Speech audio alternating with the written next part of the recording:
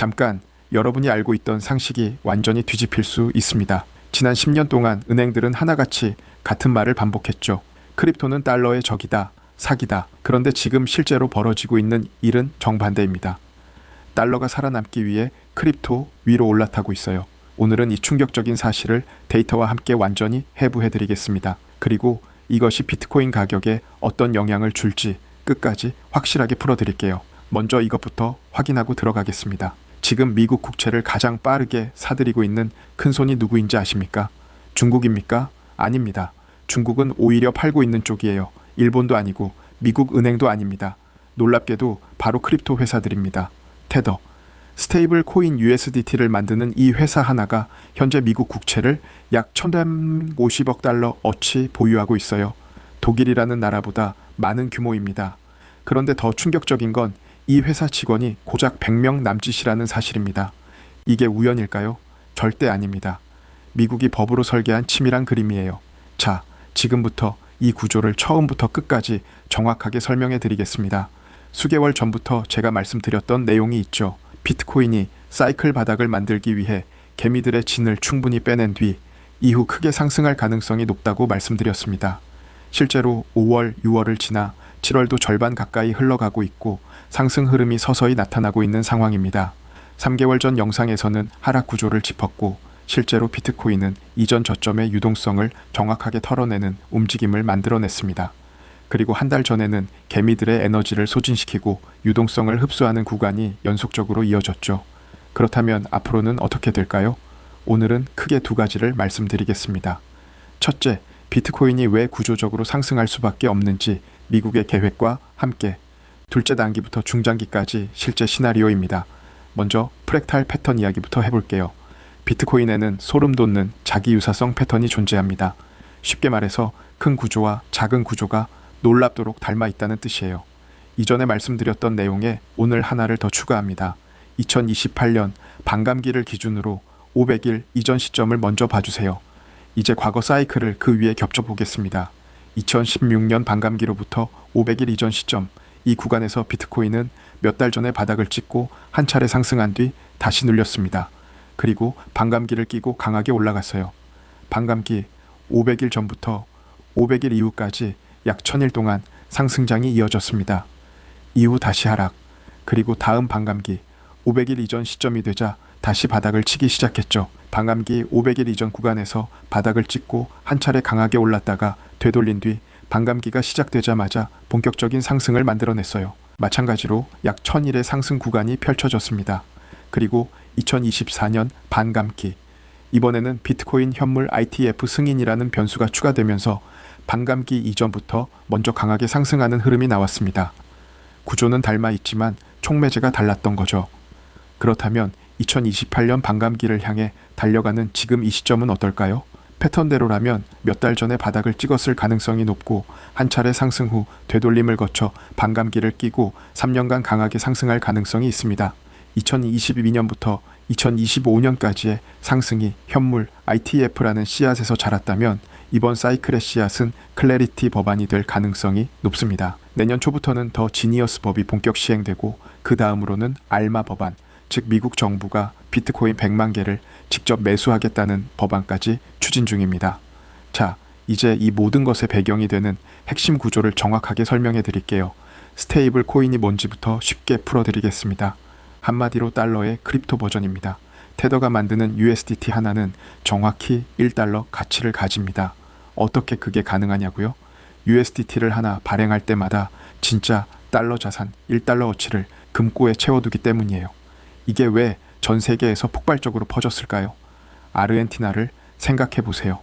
초인플레이션이 일어나는 나라에서 사람들의 돈은 실시간으로 가치가 녹아내립니다. 달러를 갖고 싶어도 은행에서 쉽게 구할 수가 없어요. 그런데 스마트폰만 있으면 USDT를 살 수 있습니다. 달러 계좌 없이 달러를 쓸 수 있게 되는 거죠. 미국은 바로 이 지점을 노리고 있습니다. 핵심은 이겁니다. 테더가 금고에 채워두는 게 지폐가 아니라 미국 국채라는 점이에요. 국채는 미국 정부에게 돈을 빌려주는 채권입니다. 그러니까 테더가 USDT를 더 많이 발행할수록 미국 국채 매수량도 늘어나는 구조예요. 현재 테더가 보유한 미국 국채는 약 1,850억 달러. 한국보다 많고 독일보다 많고 사우디아라비아보다도 많습니다. 미국 채권자 순위로 세계 17위인데 이게 국가가 아니라 직원 100명짜리 회사라는 게 놀랍죠. 그리고 테더 CEO는 공개적으로 다음 목표를 2천억 달러라고 밝혔습니다. 2천억 달러면 브라질보다 많은 규모예요. 테더만 이런 게 아닙니다. 서클 같은 다른 스테이블 코인 회사들도 동일한 구조로 움직이고 있어요. 그럼 테더는 어떻게 돈을 벌까요? 이게 정말 기가 막힌 구조입니다.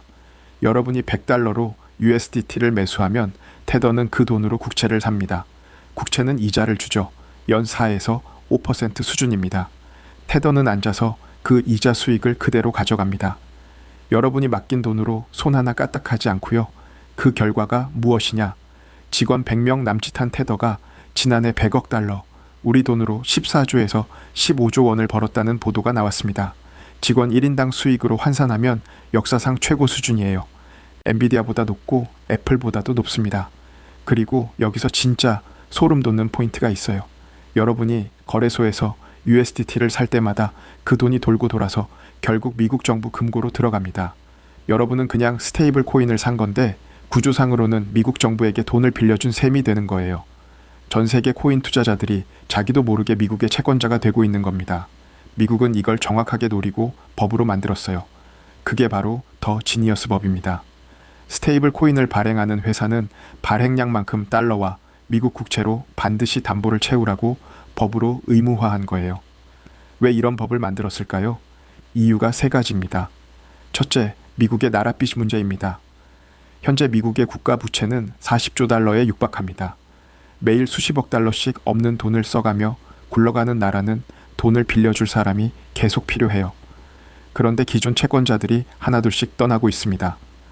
중국은 미국 국채를 매도하는 쪽으로 돌아섰고 일본도 예전만큼 강력한 매수 주체가 되어주지 못하고 있어요. 발등에 불이 떨어진 상황인 겁니다. 둘째, 연준이 돈을 찍어내는 방식에는 한계가 있습니다. 연방준비은행이 정부에게 돈을 빌려준다는 건 사실상 새 돈을 찍어낸다는 뜻입니다. 돈을 찍으면 인플레이션이 옵니다. 이미 인플레이션으로 수차례 곤혹을 치른 미국이 이 카드를 계속 사용하기는 부담스러워요. 그래서 인플레이션을 전 세계로 수출하는 방식을 택한 겁니다. 셋째, 달러 기축통화 지위 방어입니다. 달러가 100년 가까이 세계의 기준 통화 자리를 지켜온 덕분에 미국은 없는 돈을 계속 쓸 수 있었어요. 하지만 그 지위는 전 세계 사람들이 달러를 계속 원하고 사용해야만 유지됩니다. 달러 이용자가 줄어들면 달러 가치가 흔들리고 인플레이션이 터지고 전체 구조가 무너지게 되죠. 이 세 가지를 하나로 묶으면 이렇게 됩니다. 미국은 새로운 채권자가 절실하게 필요한 상황이었고 그 해결책으로 선택한 것이 암호화폐 생태계라는 겁니다. 이건 제 해석이 아닙니다. 실제로 미국 백악관 공식 홈페이지에 올라온 더 지니어스 법 설명에 이렇게 명시되어 있어요. 이 법은 미국 국채 수요를 늘리고 달러의 기축통화 지위를 강화한다. 미국이 자기 입으로 공식 문서에 목적을 써놓은 겁니다. 미국 재무부 장관 역시 스테이블 코인이 미국 국채 수요를 2조 달러 넘게 창출할 수 있다고 직접 발언했습니다. 이건 미국의 철저한 국가 전략입니다. 이 구조를 이해하고 나면 달러의 역사가 완전히 다르게 보입니다. 달러의 첫 번째 담보는 금이었어요. 달러를 들고 가면 금으로 바꿔준다는 약속이었죠. 이 금 본위제는 1971년 닉슨 대통령이 폐지하면서 끝났습니다. 그 다음 담보가 된 건 석유였어요. 1974년 사우디아라비아와 협약을 맺어 전 세계 석유 거래를 달러로만 하기로 했습니다. 석유가 필요한 나라는 무조건 달러를 보유해야 하는 구조가 된 거죠. 이게 바로 그 유명한 페트로달러 체제입니다. 그런데 최근 몇 년 사이 이 페트로달러 체제가 흔들리기 시작했어요. 석유를 달러가 아닌 위안화로 결제하겠다는 나라들이 등장한 겁니다. 그래서 미국은 세 번째 담보를 만들고 있는 거예요. 바로 암호화폐입니다. 금이 달러를 받쳐주던 시대, 석유가 달러를 받쳐주던 시대를 지나서 이제는 스테이블 코인을 통해 전 세계 수억 명이 스마트폰으로 달러를 쓰게 만들고 그 돈이 전부 미국 국채로 흘러들어오게 만드는 새로운 시대가 시작되는 겁니다. 그리고 이 큰 그림을 이해하면 지금 미국 상원에서 뜨겁게 논의 중인 클래리티 법안이 완전히 다르게 보입니다. 더 지니어스 법이 초석을 깔았다면 클래리티 법안은 그 위에서 굴러갈 암호화폐 시장 전체의 교통 정리입니다. 어떤 코인이 증권이고 어떤 게 상품인지 누가 감독할 건지를 명확하게 정의하는 법이에요. 미국 정부가 이 법에 힘을 쏟는 이유는 단순합니다. 이게 국가산업 전략의 다음 단계이기 때문입니다. 그렇다면 이 모든 것이 비트코인과 어떻게 연결될까요? 암호화폐 생태계가 국가 인프라가 되면 이 구조는 사라질 수 없습니다. 그 확신이 생기면 기관 자금은 계속 유입될 수밖에 없어요. 그리고 이 부채 구조가 유지되는 한 미국은 달러를 계속 찍어낼 수밖에 없습니다. 반면 비트코인은 발행량이 2,100만 개로 영원히 고정되어 있어요. 달러가 무한히 늘어나는 세상에서 공급이 제한된 비트코인의 가치가 장기적으로 어떻게 될지 방향은 명확합니다. 여기에 앞서 말씀드린 방암기 프랙탈 패턴까지 맞물리면 앞으로 3년의 흐름이 그려지기 시작합니다. 자, 이제 단기 시나리오로 내려와 보겠습니다. 6월과 7월에 걸쳐 비트코인은 60천 달러 구간 유동성을 털어냈고 이어서 58천 달러, 57,800달러 구간의 유동성까지 순차적으로 소화했습니다. 이 과정은 상승을 위한 준비 작업이었다고 볼 수 있어요. 앞으로 1주에서 2주 사이에도 시장은 개미들을 흔드는 움직임을 한 차례 더 만들어낼 가능성이 있습니다. 단기적으로는 변동성 구간이 남아있다는 점을 염두에 두셔야 해요. 중장기적으로는 클래리티 법안의 통과 시점, 내년 초 더 지니어스 법 본격 시행, 그리고 알마 법안으로 이어지는 흐름이 비트코인 상승의 구조적 연료가 될 것으로 보입니다. 방암기 사이클과 미국의 크립토 인프라 전략이 맞물리는 이 구간, 중장기 관점에서 매우 중요한 시기라고 생각합니다. 여기서 가장 중요한 건 시나리오 자체보다 여러분 각자의 매매 전략입니다. 어디서 사고 어디서 나올지 기준이 없으면 아무리 좋은 분석도 소용이 없어요. 자신만의 원칙을 먼저 세우는 게 핵심입니다. 정리해드리겠습니다. 달러는 크립토를 적으로 보지 않습니다. 지금 달러는 크립토를 타고 살아남으려 하고 있어요. 테더 하나가 독일보다 많은 미국 국채를 보유하고 있다는 사실이 이를 증명합니다.